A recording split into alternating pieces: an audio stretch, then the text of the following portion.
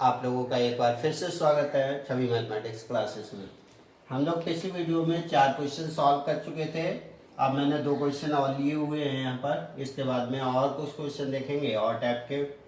मैं different type का एक एक क्वेश्चन लेता जा रहा हूँ, सॉल्व करता जा रहा हूँ। इसी टाइप से आप लोग करते जाइएगा, ठीक है। आइए देखते हैं क्वेश्चन को। उस वृत्त का समीकरण ज्ञात कीजिए जो केंद्र बिंदु 5,4 से होकर जाता है तथा वृत्त इतने का संकेंद्रीय। संकेंद्रीय का मतलब समझ लेते हैं पहले, है ना। तो संकेंद्रीय का मतलब होता है कि अगर ये आपका सेंटर है और ये इसका सर्किल है, तो एक सर्किल और ऐसा हो कि जिसका भी सेंटर यही हो, ये संकेंद्रीय कहलाएंगे दोनों वृत्त, है ना, कि जिनका केंद्र एक ही होगा, वो संकेंद्रीय वृत्त कहलाते हैं, ठीक। तो अब देखते हैं इसके लिए। हमारा बिंदु दीर्घा इतने से होकर जाता है तथा केंद्र इतना। दीर्घा दिया है वृत्त x square plus Y square minus का 8x माइनस का 12y प्लस का 15 बराबर 0 की हम तुलना कर लेते हैं। तुलना X square plus Y square plus 2gx plus 2fy plus C बराबर 0 से, है ना। जब इससे करेंगे तो minus 2g equals to minus का 8 और 2f इक्वल्स टू माइनस का 12 एंड c इक्वल्स टू 15, है ना। तो g इक्वल्स टू कितना आ जाएगा, माइनस का 4, f इक्वल्स टू माइनस का 6 और c इक्वल्स टू 15 है आपका, ना। तो अब हमें केंद्र मिल जाएगा यहाँ से। केंद्र हमारा कितना हो जाएगा, माइनस का g minus f, that is आपका कितना हो जाएगा 4,6। ये हमारा सेंटर हो गया, उस वृत्त का सेंटर हो गया जो कि ये पूछ रहा है, ठीक है। और इतने बिंदु से होकर जाता है, ये भी हमें पता है। तो अभी हम लोगों ने देखा है कि अगर कोई भी वृत्त है जिसका केंद्र हमें पता हो और इतने बिंदु से होकर जाता है, तो इनके बीच की डिस्टेंस क्या होगी, रेडियस होगी। तो यानी कि इसके और इसके बीच की डिस्टेंस बिंदु 5,4 तथा केंद्र 4,6 के बीच की दूरी जो होगी क्या होगी, त्रिज्या होगी। त्रिज्या है ना। तो त्रिज्या r इक्वल्स टू हमारा कितना हो जाएगा, अंडर रूट के अंदर 5 माइनस 4 का होल स्क्वायर, है ना। तो ये 5 में से 4 घटाएंगे, 1 का स्क्वायर 1 और 4 माइनस 6 यानी कि 2 का स्क्वायर 4। तो ये हो जाएगा आपका अंडर रूट 5। तो हमारे अब इसका वृत्त का समीकरण क्या हो जाएगा, वृत्त का समीकरण हो जाएगा x माइनस केंद्र हमारा ये का 4 बाई माइनस 6 का होल स्क्वायर इक्वल्स टू 5 का स्क्वायर यानी कि ओनली 5। ये हमारा वृत्त का समीकरण हो जाएगा। इसको एक्सपेंड कर लीजिएगा, ठीक है। अब दूसरा क्वेश्चन है आपका, उस वृत्त का समीकरण ज्ञात कीजिए जिसके व्यास के निर्देशांक किए हैं। समझ लेते हैं इस बात को पहले, उसके बाद में हम सॉल्व करते हैं कि अगर हमारा ये रेडियस सेंटर ये रहा, अगर ये हमारा कोई भी डायमीटर दे रखा है, व्यास दे रखा है, ये व्यास के निर्देशांक है ये और ये, है ना।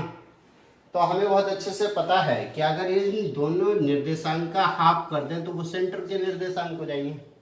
हम लोग जानते हैं ये बात। तो हम क्या करें, अगर इसके कोऑर्डिनेट कितने 0,1 एंड 1,1 हैं, तो हमारे सेंटर के कोऑर्डिनेट कितने हो जाएंगे 1/2,1 1 प्लस 1/2, है ना।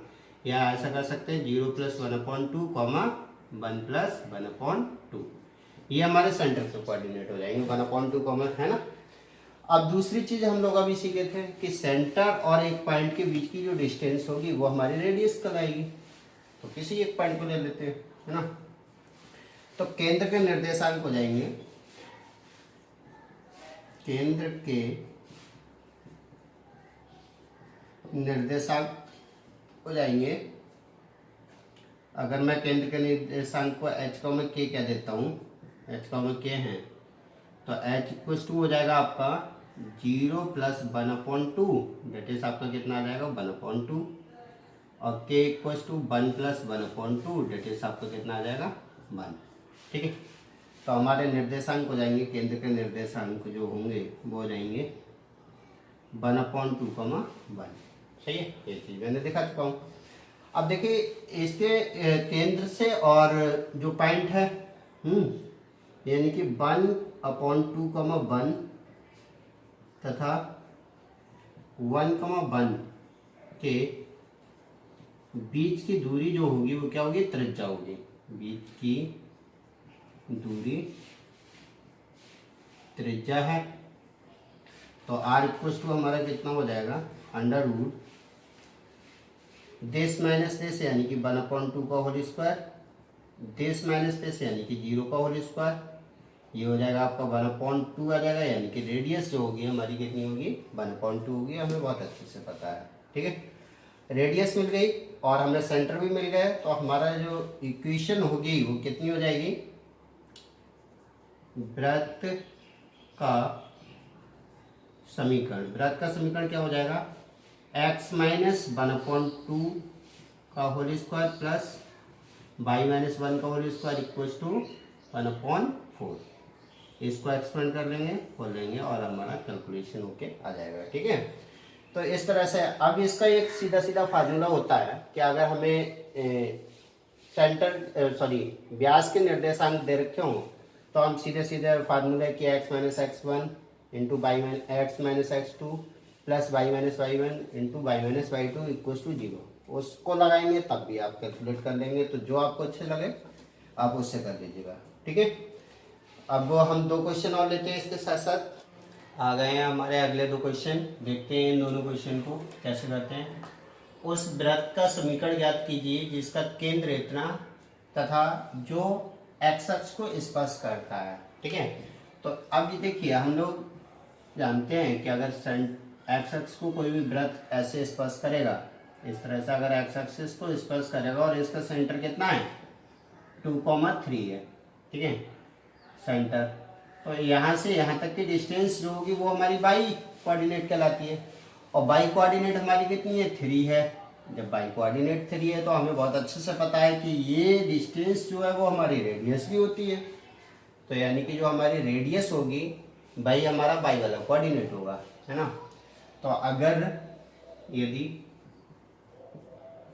वृत्त इसको एक्स अक्ष को स्पर्श करता है तब जो हमारा r होगा वो किसके बराबर होगा 3 होगा, ठीक है। तो हमारा वृत्त का समीकरण हो जाएगा, वृत्त का समीकरण कितना हो जाएगा, जनरल इक्वेशन में रख देंगे x माइनस 2 का whole square plus y minus 3 का whole square equal to r square, 3 3 जा 9, ठीक है। कैलकुलेट कर देंगे इसे, x square plus 4 minus 4x, y square plus का 9 और माइनस का 6 इक्वल टू 9, 9 से 9 कैंसिल आउट हो जाएगा। तो x square plus Y square minus का 4x और माइनस का 6y प्लस 4 इक्वल टू 0, ठीक है। ये हमारा इक्वेशन ऑफ द सर्कल हो जाएगा। अगला क्वेश्चन है, वृत्त इतने द्वारा एक्स अक्ष पे कटे अंतखंड की लंबाई ज्ञात कीजिए या मान ज्ञात कीजिए, है ना। तो अगर कोई भी सर्किल है हमारा ये और ये एक्स अक्ष को इस तरह से काटता है ना, तो इसका एक्स अक्ष को अगर इस तरह से काटता है ये सर्किल, ठीक है, तो ये डिस्टेंस हम लोग सीख चुके हैं कि इसकी जो डिस्टेंस होगी अंतखंड की लंबाई जो होती है वो कितनी होती है। तो सबसे पहले मैं क्या करता हूँ, वृत्त 2x स्क्वायर प्लस का 2y स्क्वायर प्लस का 4x माइनस का 6y माइनस 1 इक्वल टू 0, इसमें 2 से डिवाइड कर देते हैं। तो x square plus Y square plus का 2x और माइनस का 3y और माइनस का 1/2 इक्वल टू 0 की तुलना कर लेते हैं जनरल 10 से, है ना। यानी कि एक्स स्क्वायर प्लस का वाई स्क्वायर प्लस का 2gx plus 2fy plus c बराबर 0। तो 2g इक्वल टू 2 यानी कि g इक्वल टू कितना हो जाएगा हमारा 1 and c equal to minus का 1/2, ठीक है। तो कटे अंता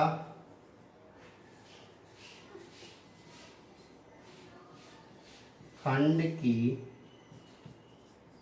लंबाई इक्वल टू कितना हो जाएगा, लंबाई इक्वल टू 2 अंडर रूट हमारा कितना आया था जी स्क्वायर माइनस सी, और 2 अंडर रूट जी स्क्वायर की वैल्यू हम लोग जी की वैल्यू निकाल चुके हैं कितना है 1, और माइनस सी यानी कि प्लस का 1/2, तो ये हो जाएगा 3/2, 2 अंडर रूट 3/2, ठीक है। या फिर हम इसको कह सकते हैं अगर अंडर रूट 2 तोड़ देंगे तो ये हो जाएगा अंडर रूट 6। ये हमारे अंतःखंड की क्या होगी, लंबाई होगी। आई होप ये क्वेश्चन आपको समझ में आए होंगे। सभी टाइप के लगभग मैंने एक एक क्वेश्चन दे रखा है।